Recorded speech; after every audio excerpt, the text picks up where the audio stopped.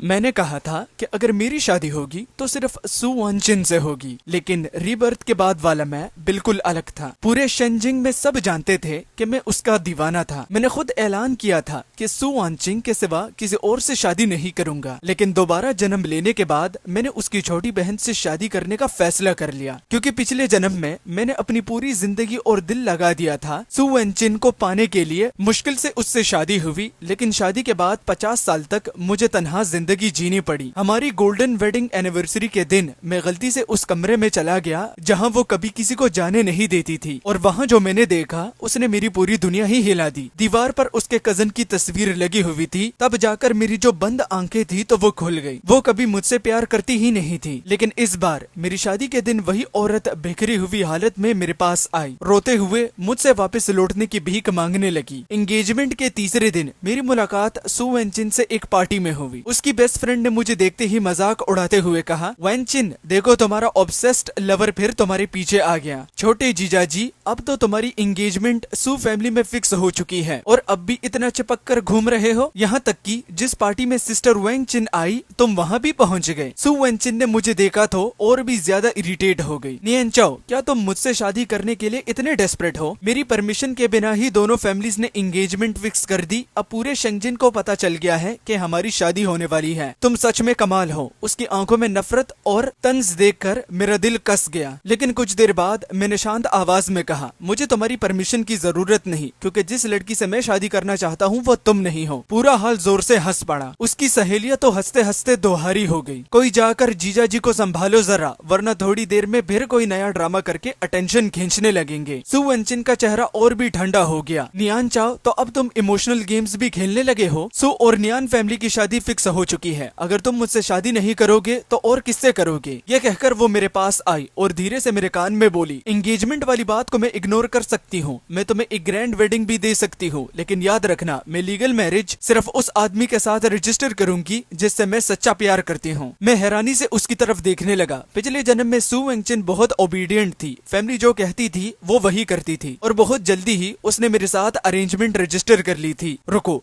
क्या वो भी रिबर्थ लेकर वापस आई है? मैं अभी सोच ही रहा था कि उसका कजन लिन बाय पार्टी में आ गया। जैसे ही उसने मुझे और सू वेनचिन को साथ देखा उसकी आंखों में आंसू भर आए। ब्रदर नियान चाओ, सिस्टर वेनचिन, मैंने सुना है आप दोनों की शादी होने वाली है।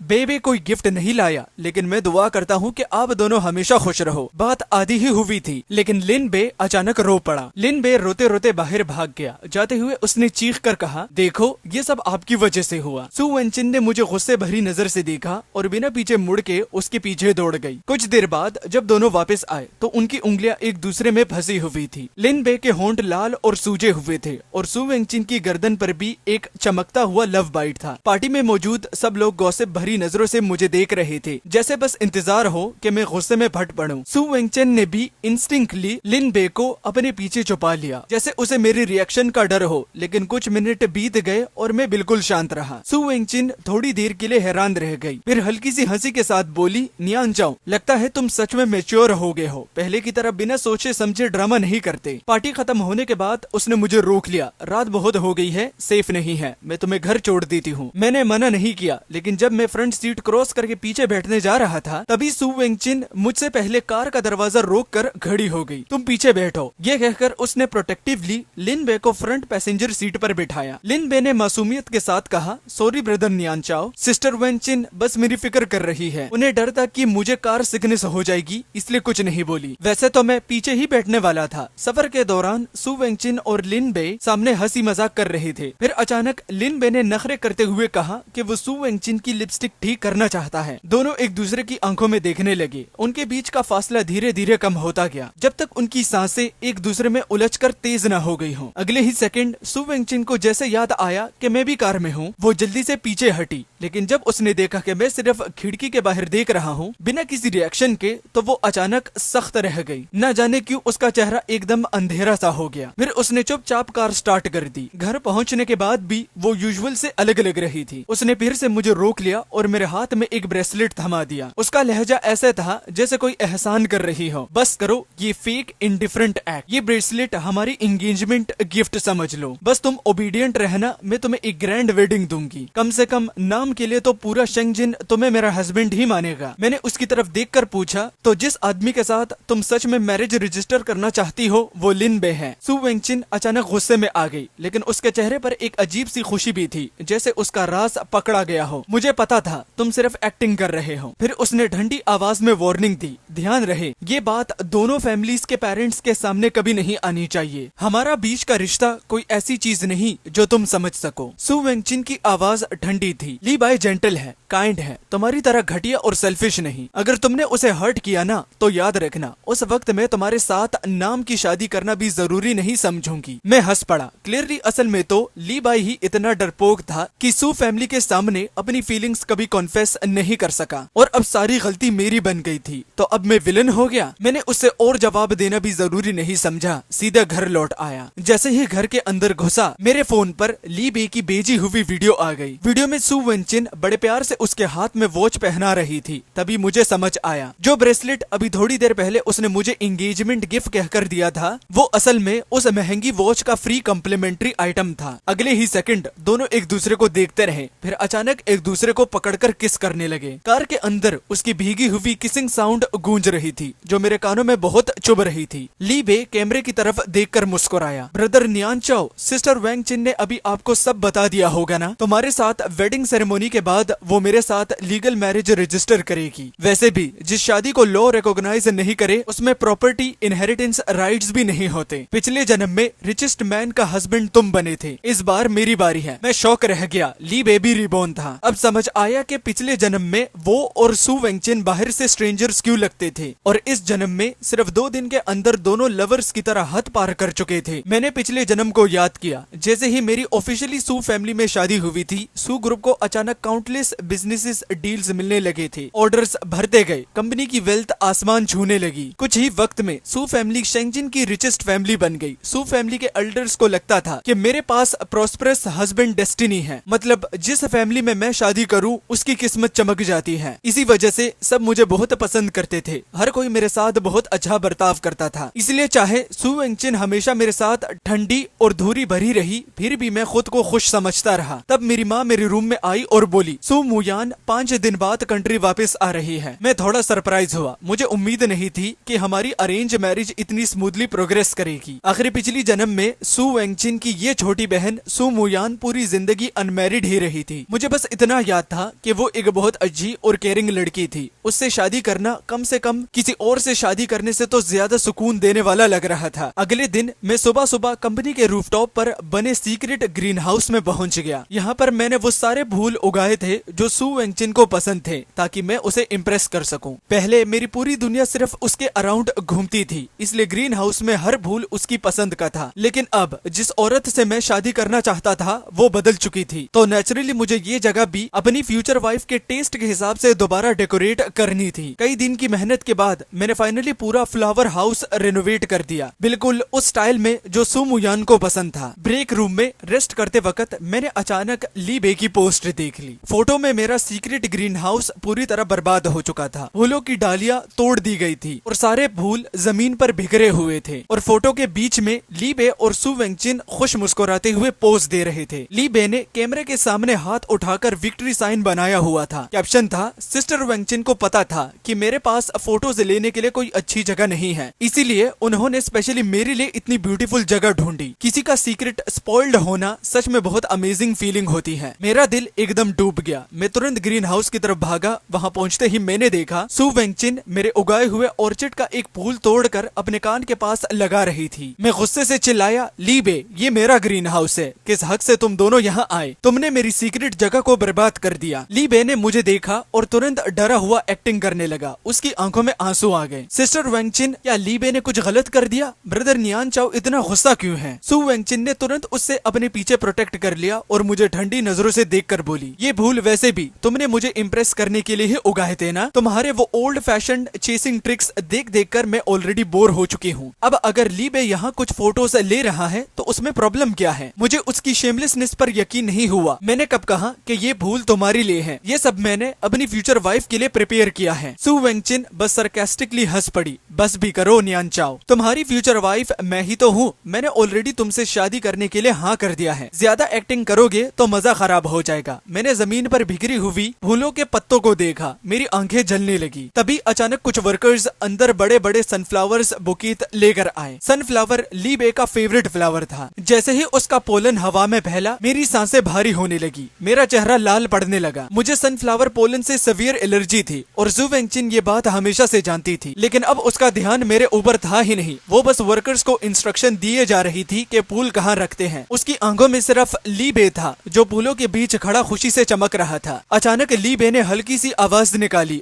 लगता है ब्रदर नियान चाओ के रोज के कांटे मुझे चुभ गए। सू वेंगचिन का चेहरा तुरंत टेंशन से भर गया। उसने जल्दी से उसका हाथ पकड़कर चेक किया। अगले ही सेकंड वो गुस्से में मेरी तरफ मुड़कर चिल्लाई, तुम्हारे फूल भी तुम्हारी तरह जहरीले और डेंजरस हैं। अगर ली बे को इन्फेक्शन हो गया ना तो मैं तुम्हें कभी माफ नहीं करूंगी। ये कहकर उसने मेरी तरफ देखा तक नहीं। मैं जोर जोर से खांस रहा था, सांस लेने के लिए हाथ बढ़ाकर मदद मांग रहा था, लेकिन उसने बेरहमी से मेरा हाथ ही हटा दिया। फिर वो घबराहट में ली बे को लेकर तुरंत वहां से निकल गई, वो भी मुझे छोड़कर।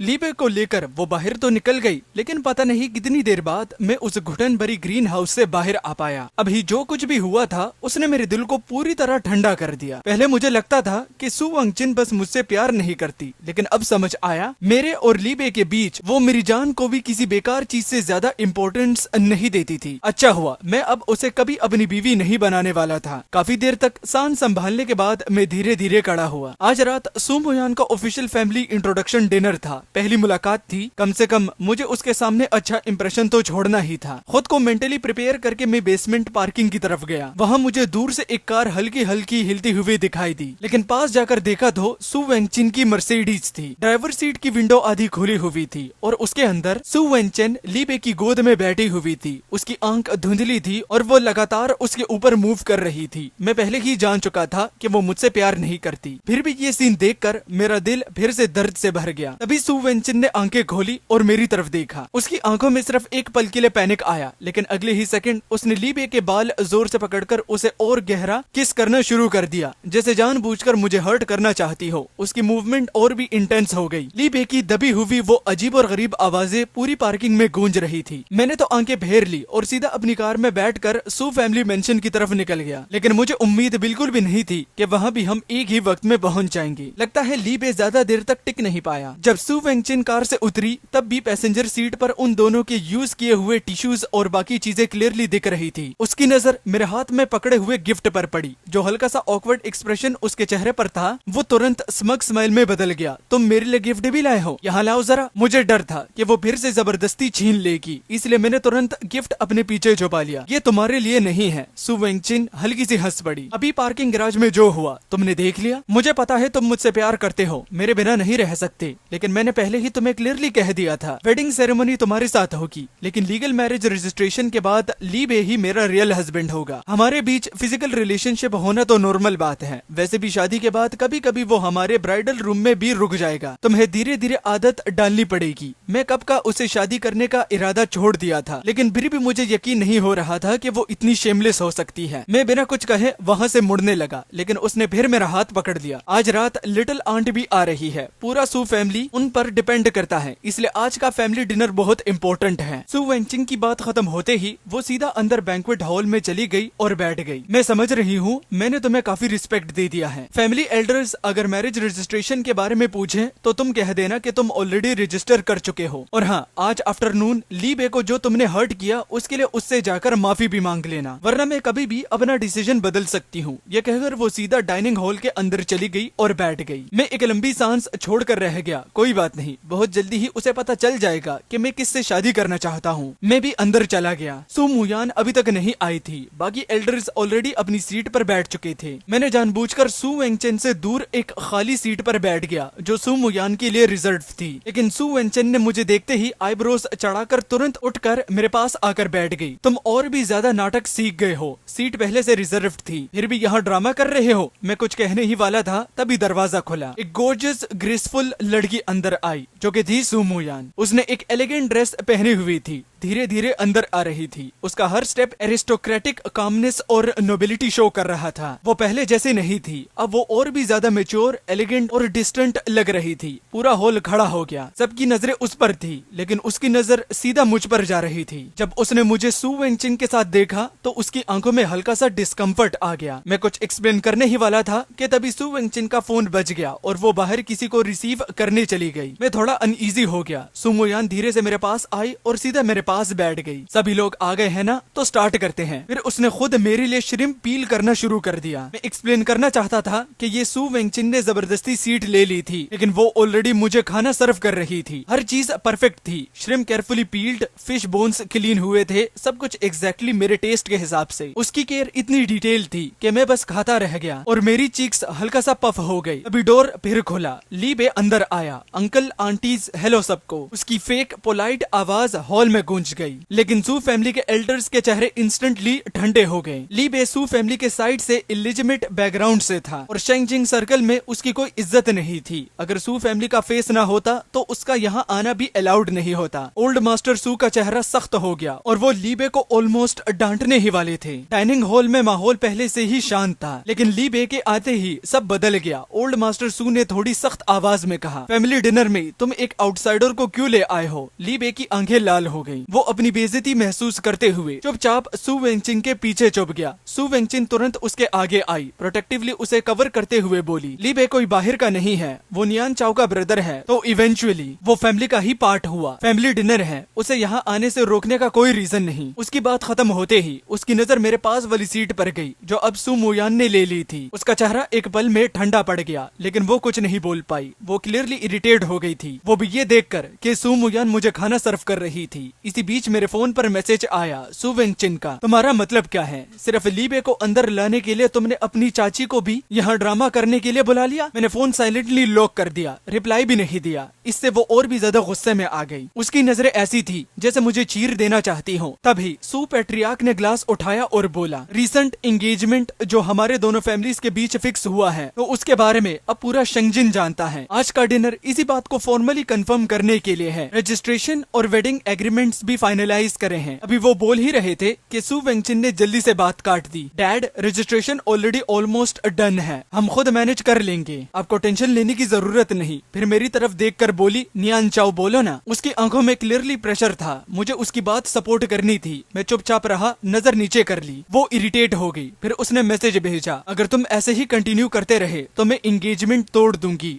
Don't push me. मैंने अपना फोन उठाया और बिना किसी हेजिटेशन के उसे ब्लॉक कर दिया। जैसे ही उसने देखा कि मैं उसे इग्नोर कर रहा हूँ, उसकी आंखें वाइड हो गई डिसबिलीफ के साथ। तभी सू मोयान ने धीरे से टेबल के नीचे मेरा हाथ पकड़ लिया। उसकी आवाज काम थी, मैं नियान चाओ के फैसले का पूरा रिस्पेक्ट करती हूँ, वो जो डिसाइड करेगा मैं एक्सेप्ट करूंगी। उसकी हाथ की गर्मी ने मुझे एक पल के लिए कंफ्यूज कर दिया। सू वेंचिन ने ये सुनते ही जल्दी से एग्री कर लिया, फोर्स्ड स्माइल के साथ। हाँ हाँ, चाची बिल्कुल सही कह रही है। डैड आप दोनों बस हमारे वेडिंग का वेट कीजिए, हमारे लिए जो है वही काफी है। बाकी सब बड़े लोग ये सुनकर हैरानी से उसकी तरफ देखने लगे। आखिरकार तो के पिता गुस्से में आ गए, हम तुम्हारी छोटी बुआ की शादी की बात कर रहे हैं, तुम बीच में क्यों बोल रही हो? तो वेंचिन अभी भी समझ नहीं पा रही थी कि उसके साथ क्या हो रहा है। छोटी बुआ की शादी होने वाली है, ये तो अच्छी बात है। बिल्कुल सही वक्त पर हमारी शादी भी साथ में हो सकती है, इसी तरह तो परिवार में और भी ज्यादा खुशी और रौनक हो जाएगी। तो के पिता ने बावें सिकुड़ कर कहा, तुम क्या बकवास कर रही हो? कौन सी साथ में शादी? घर में अभी तुम्हारी शादी की बात ही नहीं हो रही। शादी तुम्हारी छोटी बुआ और येन चियाओ की है, तुम अभी बच्ची हो, यहाँ हंगामा मत करो। ये कहकर तो के पिता खुशी से भरे चेहरे के साथ मेरी तरफ ग्लास उठाकर बोले, अरे मैं तो सोच ही रहा था कि शायद इस जिंदगी में अपनी इस छोटी बहन को दुल्हन बनते देख ही नहीं पाऊंगा। येन चियाओ, ये जन्म तुम्हारे नाम। तब जाकर तो वेंचिंग को समझ आया कि बात क्या है। उसका चेहरा एकदम सख्त हो गया और उसकी आवाज कांपने लगी। पापा, आपने कहा शादी किसकी और किसकी होने वाली है? तो के पिता के जवाब देने से पहले ही सू मोयान ने मेरा हाथ पकड़कर मेज पर रख दिया और सीधा तो वेंचिंग की आंखों में देखते हुए बोली, शादी मेरी और येन चियाओ की होने वाली है, ये मुमकिन नहीं है, बिल्कुल भी मुमकिन नहीं। तो वेंचिंग अचानक कुर्सी से खड़ी हो गई। उसके चेहरे पर यकीन ना कर पाने वाला एहसास साफ दिख रहा था। पागल लड़की, आज रात तुम्हें क्या हो गया है? फैमिली डिनर में बिना वजह हंगामा कर रही हो, कोई तमीज है भी या नहीं? अब बुजुर्गों के साथ भी बदतमीजी कर रही हो, अगर और नौटंकी की तो बाहर निकाली जाओगी। तो के पिता गुस्से से चीख पड़े। तो वेंचिन ने मजबूरन अपने दिल के झटके को दबा लिया। उसने दोनों हाथ कसकर बांध बांध लिए और होंठ दबा लिए। उसके बाद पूरी फैमिली डिनर के दौरान सब लोग मेरी और तो मुयान की शादी की तैयारियों और डिटेल्स पर बात कर रहे थे, लेकिन पूरे वक्त तो वेंगचिन की नजरें मेरे पर टिकी हुई थी। यहाँ तक कि लिन बे ने कई बार उससे प्यार से बात करने की कोशिश की, लेकिन उसे पता तक नहीं चला। जब फैमिली डिनर खत्म हुआ और सब घर लौटने लगे तब मैं अपना कोड भूल गया। तो मुयान तुरंत उससे लेने वापस चली गई। मैं दरवाजे पर उसका इंतजार कर ही रहा था कि अचानक लाल आंखों वाली तो वेंगचिन ने मुझे रोक लिया और पूछा, तुम्हारी मंगनी मेरे साथ नहीं मेरी छोटी बुआ के साथ क्यों है? मैंने उसका हाथ झटक कर उल्टा सवाल किया, क्यों नहीं हो सकती? तो वेंगचिन ने अपनी मुट्ठी कस ली। ड्रामा मत करो येन चियाओ, तुम तो मुझसे इतना प्यार करते थे कि मेरे लिए मरने तक को तैयार थे। मेरे अलावा तुम किसी और से शादी करने के लिए कैसे मान सकते हो? मैं ठंडी हंसी हंसा, लेकिन अब तुम खुद देख सकती हो मैं किसी और से शादी करने वाला हूँ। तो वेंगचिन, इतने सालों तक मैं तुम्हारे पीछे घूमता रहा, अब मैं थक चुका हूँ और मैं तुमसे प्यार भी नहीं करता। वैसे भी जिस इंसान से तुम प्यार करती हो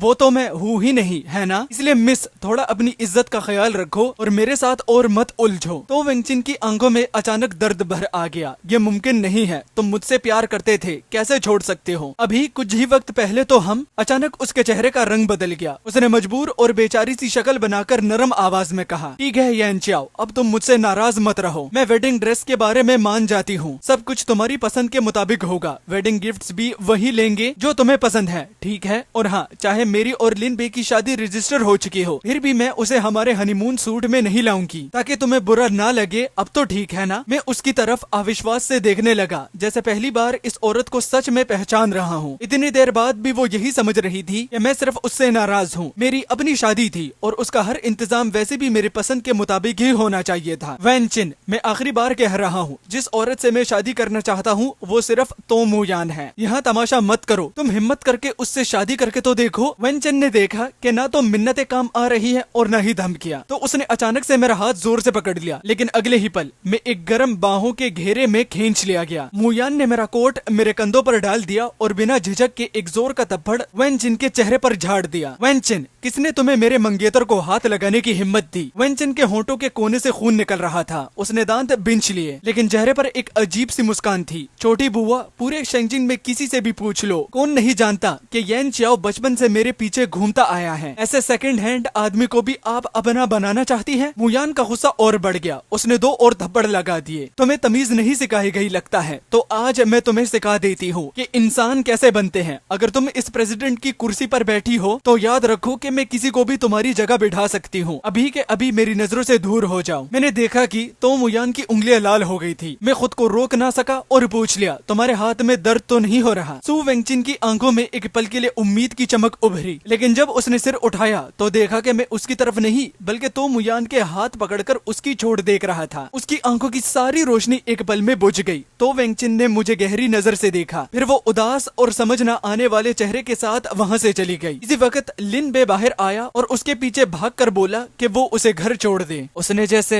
उस आदमी की बात सुनी ही नहीं, लिन बे को वहाँ छोड़कर खुद गाड़ी चलाकर चली गई। मैं एक तरफ घबराहट में तो मुयान की उंगलियों को चेक कर रहा था और दूसरी तरफ समझा भी रहा था। पहले मैं तो वेंगचिन का पीछा करता था, लेकिन हम कभी बॉयफ्रेंड गर्लफ्रेंड भी नहीं बने और मेरे और उसके बीच कभी वैसा कुछ भी नहीं हुआ। तो मुयान ने नरम मुस्कान के साथ मेरे बालों को सहलाया और हल्की सी हंसी के साथ बोली, चिंता मत करो, उस लड़की की बातों को दिल पर मैं नहीं लूंगी। मैं उसके लाल हुए चेहरे को चुपचाप देख रहा था। अचानक तो मुयान ने अपना हाथ पकड़ लिया, थोड़ा बेचारा सा चेहरा बनाकर मेरी तरफ देखा। मेरे हाथ में अब भी दर्द हो रहा है, शायद मैं गाड़ी नहीं चला पाऊंगी और अगले 2 दिन तक तो मैं शायद खाना भी नहीं खा पाऊंगी। मुझे किसी की देखभाल की जरूरत पड़ेगी, तभी ठीक हो पाऊंगी। एक बड़ी कंपनी की CEO होते हुए भी वैसे तो वो कब खुद खाना बनाती थी, लेकिन उस वक्त उसका बचकाना अंदाज देखकर मेरा दिल पिघल गया। मैं भी उसी तरह उसके सर पर हाथ फेरते हुए बोला, जैसे वो मेरे साथ हमेशा सब्र से पेश आती थी। ठीक है, तो फिर अगले कुछ दिन मैं तुम्हारी देखभाल करूं। तो मुयान के होंठों पर हल्की सी मुस्कान आ गई। तो पहले से ही शुक्रिया मेरे प्यारे पतिदेव। अगले कुछ दिन मैं और तो मुयान बहुत खुशी से साथ रहे। हमारी पर्सनैलिटी एक दूसरे को परफेक्टली बैलेंस करती थी। हम दोनों एक दूसरे को समझते भी थे और बर्दाश्त भी करते थे। सिर्फ 10 दिन साथ रहने के बाद ही हम इतने करीब हो गए जैसे सालों से शादीशुदा जोड़ी हो। तब मुझे एहसास हुआ कि पहले गलत इंसान से प्यार करते हुए जो वक्त मैंने बर्बाद किया था वो वाकई बहुत अफसोस की बात थी। लेकिन कुछ ही दिन बाद मेरी एक करीबी दोस्त का मैसेज आया, कांग्रेचुलेशन येन शाओ, तुमने इतने सालों तक तो विंचेन का पीछा किया और आखिरकार उससे पा ही लिया ना। मैंने सुना है तुम दोनों की शादी की खुशखबरियां आने वाली हैं। मैं तो तुम्हारी शादी की दावत और सेलिब्रेशन का इंतजार ही नहीं कर पा रहा। तोसू परिवार आखिर एक बहुत ही बड़ा और प्रभावशाली खानदान था। उन्होंने फैसला किया था कि शादी की तारीख पक्की होने के बाद ही असली जानकारी पब्लिक की जाएगी। इसलिए शेंगजेंग के हाई सोसाइटी सर्कल में अभी भी सबको लगता था कि मेरी शादी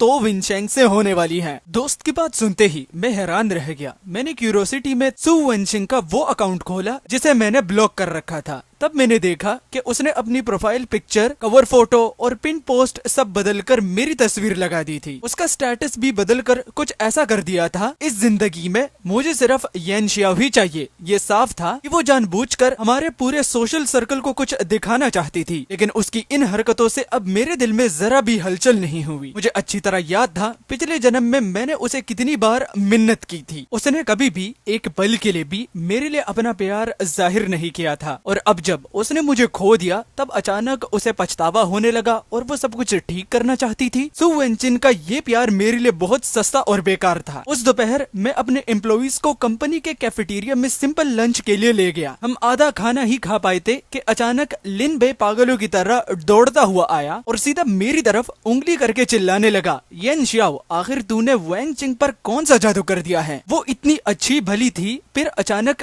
तेरे पीछे क्यों पड़ गई? अब तो वो मुझसे अपनी रजिस्टर्ड मैरिज भी तोड़ना चाहती है। क्यों? किस बात की कमी है मुझ में? चाहे चीजें दोबारा शुरू कर लूं, फिर भी मैं तुझसे कम ही रहूंगा क्या? तू मर क्यों नहीं जाता? अगले ही पल लिन बे ने किसी और का गरम सूप का बाउल छीन लिया और उसने मेरी तरफ फेंकने के लिए हाथ उठाया। लेकिन उससे पहले ही एक शख्स मेरे सामने आकर खड़ा हो गया। वो थी सू वेनशिंग। उसने मेरी तरफ देखकर जबरदस्ती से एक मुस्कान दी, जैसे ये कह रही हूँ कि सब ठीक है। फिर उसने अपनी पीठ से वो गरम सूप झेल लिया जो लिन बे ने फेंका था। ये तसल्ली करने के बाद कि मुझे जरा भी चोट नहीं लगी तो सू वेंगशिन अचानक मुड़ गई। उसकी आंखों में गहरा गुस्सा था जब उसने लिन बे को देखा। किसने तुम्हें हिम्मत दी कि तुम येन शियाओ के सामने इस तरह का हंगामा करो? तुम उसे नुकसान पहुंचाना चाहते हो? लगता है तुम जीना नहीं चाहते। ये कहकर वेनशिंग ने लिन बे को जोर से धक्का दे दिया। वो जोर से जमीन पर जा गिरा। गिरने के साथ ही उसके जेब से एक प्रेगनेंसी टेस्ट किट और प्रेगनेंसी रिपोर्ट का कागज बाहर निकलकर गिर गया। सब लोग तुरंत उस तरफ देखने लगे। एक कोलीग ने रिपोर्ट उठाकर देखी और हैरानी से अपना मुंह ढक लिया। हे भगवान, मिस्सू, क्या आप प्रेग्नेंट हैं? लिन बे ने तुरंत रिपोर्ट छीन ली और फख्र से मुस्कुराया। उसने तो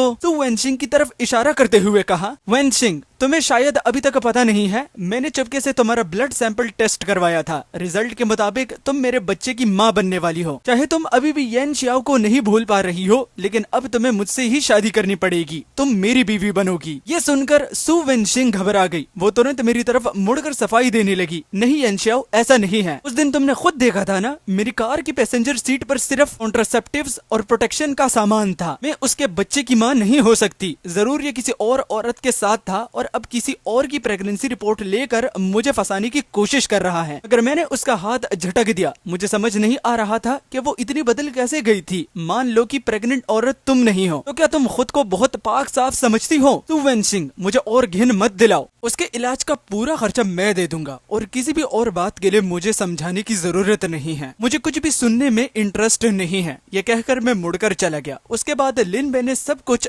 दाव पर लगाने का फैसला कर दिया। उसने सोचा कि वैसे भी बात सबके सामने आ चुकी है और उसकी इज्जत पूरी तरह बर्बाद हो चुकी है, इसलिए उसने हर मुमकिन तरीके से तो परिवार से छिप के रहने की कोशिश की। वो पूरे शेंगजिन में घूम घूम कर ये अफवाह फैलाने लगा कि उसका और तो वेंगशिन का काफी पहले से अफेयर था। ये भी कहने लगा कि दोनों का बच्चा भी होने वाला है और ये कि दोनों पहले से ही शादी रजिस्टर करवाने का फैसला कर चुके थे। जब सू परिवार को ये पता चला तो उन्होंने तुरंत सू वेनचिंग को घर बुला लिया। सबसे पहले उसका मेडिकल चेकअप करवाया गया। जब पता चला कि वो बिल्कुल प्रेग्नेंट नहीं थी तो घर वालों ने उसे सख्त सजा दी। उसकी पीठ पहले से ही जली हुई थी और जख्मी थी। परिवार की सजा के बाद उसके शरीर पर और भी कई घाव और निशान पड़ गए। अपने घर का मामला सुलझाने के बाद सू परिवार ने सीधा सबूत पब्लिक कर दिए और लिन बे के मुंह पर दे मारे। लिन बे पूरे शेंगजिन के अपर क्लास सर्कल में एक मजाक बनकर रह गया। इसके साथ ये बात भी सामने आ गई थी, ये ली बे की तरह उसकी माँ भी घरों को तोड़ने वाली थी। जैसी माँ वैसा बच्चा, और इससे लीबे का और भी ज्यादा मजाक बन गया। मुया को चिंता थी कि इन सब झंझटों की वजह से मैं परेशान हो जाऊंगा, इसलिए उसने जानबूझकर अपना बहुत सारा वक्त मेरे साथ बिताना शुरू कर दिया। वो मुझे अलग अलग जगहों पर घुमाने ले जाती थी ताकि मेरा मन हल्का हो सके। उसे हमेशा डर रहता था कि कहीं मैं उदास न हो जाऊं। मैं बस उसे अपनी बाहों में कसकर पकड़ लेता। उदास तो मैं इतना नहीं हूँ, बस अफसोस होता है कि मैंने कभी ऐसे इंसान से प्यार किया और अपनी पूरी जिंदगी के इतनी कीमती साल बर्बाद कर दिए। तो मू यान ने मुझे भी गले लगाया और मेरे माथे पर प्यार से किस किया। कोई बात नहीं, अब मैं हूं ना, आने वाले सालों में तुम्हारी हर खुशी मैं खुद पूरी करूंगी। फिर मेरी बर्थडे की रात आई तो मू यान ने सिटी स्क्वायर के एक गार्डन रेस्टोरेंट को पूरी तरह बुक कर लिया। मैंने सोचा था कि वो बस मेरा बर्थडे सेलिब्रेट करना चाहती हैं, लेकिन अचानक सामने वाली बिल्डिंग की बड़ी स्क्रीन पर शब्द चमकने लगे, यन श्याओ क्या तुम मुझसे शादी करोगे? आसमान में सैकड़ों ड्रोन्स उड़ने लगे, कभी दिल का शेप बनाता, कभी अंगूठी का, और कभी क्यूपिड के तीर का, और कभी प्यार के और सिंबल्स का। तब मुयान एक रिंग लेकर मेरे सामने घुटनों पर बैठ गई। उसके दोस्त भी छुपने की जगहों से बाहर निकल आए और तालियां बजाने लगे। मुयान ने मेरी तरफ देखकर कहा, येन श्याओ आज मैं तुम्हें मुयान के रूप में सिर्फ अपनी तरह से तुमसे एक सवाल पूछना चाहती हूँ। येन श्याओ क्या तुम मुझसे शादी करना चाहोगे? मेरी आंखें नम हो गई। मैंने पूरे यकीन के साथ सिर हिलाया, मैं तैयार हूँ मिस सू मुयान। मैंने उसके हाथ से रिंग ली और उसकी उंगलियों में पहना दी। तारे भरे आसमान के नीचे और दोस्तों की दुआओं और तालियों के बीच हमने एक दूसरे को गहरा और प्यार भरा किस किया, और उस पल हमारी आंखों में सिर्फ एक दूसरे की तस्वीर थी। जल्द ही वो दिन आ गया जब मेरी और मुयान की शादी रस्मी तौर पर होने वाली थी। जब रिंग एक्सचेंज का वक्त आया तो वैन सिंह जो असल में घर पर अपने जख्मों से रिकवर कर रही थी, तो अचानक शादी के हॉल में घुस आई। येन श्याओ तुम उससे शादी नहीं कर सकते। मिसिस तो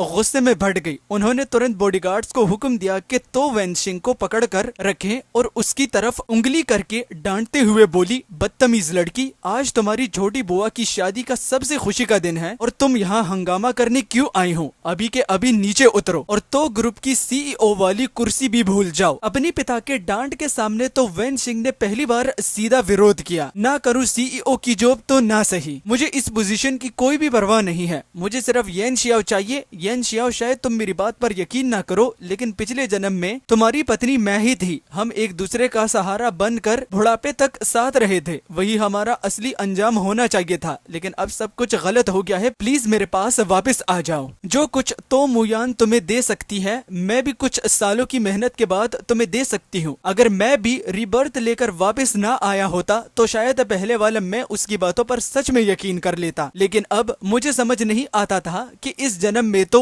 वैन सिंह इतनी जिद और दर्द के साथ मुझे क्यों पकड़े हुई थी। क्या सच में उसे अपनी गलती का एहसास हो गया था? क्या उसे सच में समझ आ गया था कि जिस इंसान से वो प्यार करती थी वो मैं था और अब उसे देर हो चुकी थी? लेकिन अफसोस, जवाब जो भी हो, मेरे लिए उसकी कोई अहमियत नहीं बची थी। मैं उसकी आंखों में देखकर धीरे धीरे और साफ अल्फाजों में बोला, अगर तुम अभी भी नहीं समझी तो ध्यान से सुन लो। येन श्याओ जिसे आज प्यार करता है वो सिर्फ तो मुयान है और इस जिंदगी में भी सिर्फ उसी से प्यार करूंगा। आज के बाद मैं भी मुयान की तरह तुम्हें अपनी भतीजी समझूंगा, इसलिए उम्मीद करता हूँ कि तुम मेरा सम्मान करोगी और आज के बाद जब भी मुझे मिलो मुझे अंकल कहकर बुलाना। ये कहकर मैं मुड़ा और मुस्कुराते हुए तो मुयान की तरफ देखा। तो वैन सिंह के सामने ही मैंने खुद आगे बढ़कर तो मुयान के होठों पर एक गहरा किस किया। ये मेरी जिंदगी भर के वादे की मोहर थी। तो वैन सिंह हमें देखती रह गई। उसका मुंह खोला रह गया, लेकिन उसके पास कहने के लिए कोई अल्फाज नहीं बचे थे। उसके जख्म पहले से ही तेज हरकत की वजह से खुल चुके थे और खून निकल रहा था। आखिरकार वो पूरी तरह थक कर जमीन पर गिर पड़ी और बेहोश हो गई। मेरी और तो मुयान की शादी के बाद भी तो वैन सिंह ने चैन से रहना नहीं चाहा। उसने तो परिवार के साथ बड़ा झगड़ा किया, फिर तो ग्रुप छोड़ दिया और अपना अलग बिजनेस शुरू करने का फैसला कर लिया।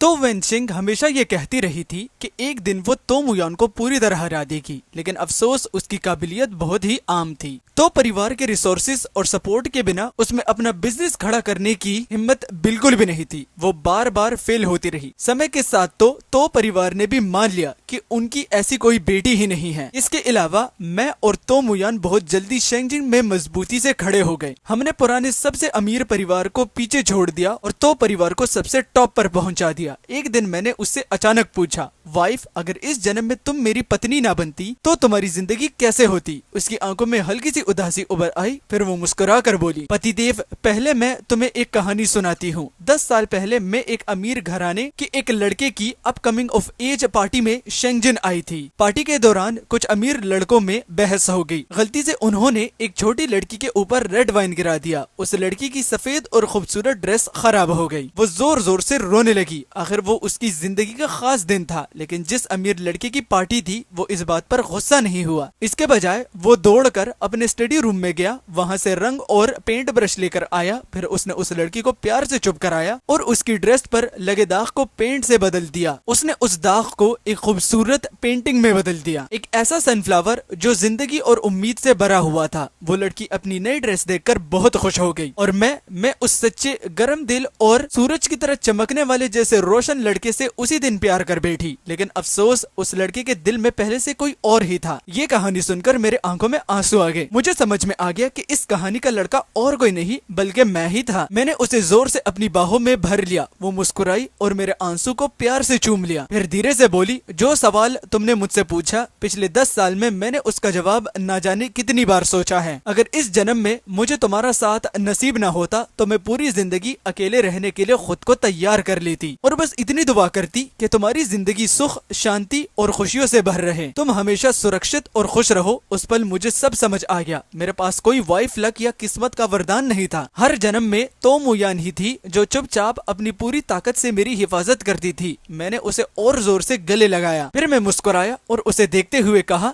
तो मुयान, एक बेटी के बारे में क्या ख्याल है? और इसी के साथ दी एंड। वैसे एक बात भी कहना चाहता हूँ, ये कहानी असल में इस बात पर खत्म होती है कि सच्चा प्यार कभी सिर्फ पाने का नाम नहीं होता। कभी कभी वो सालों तक चुपचाप किसी की खुशी की दुआ करते रहने का नाम भी होता है। तो गाइस, मेरी वीडियो को दबा के लाइक किया करो भाई, और बाय।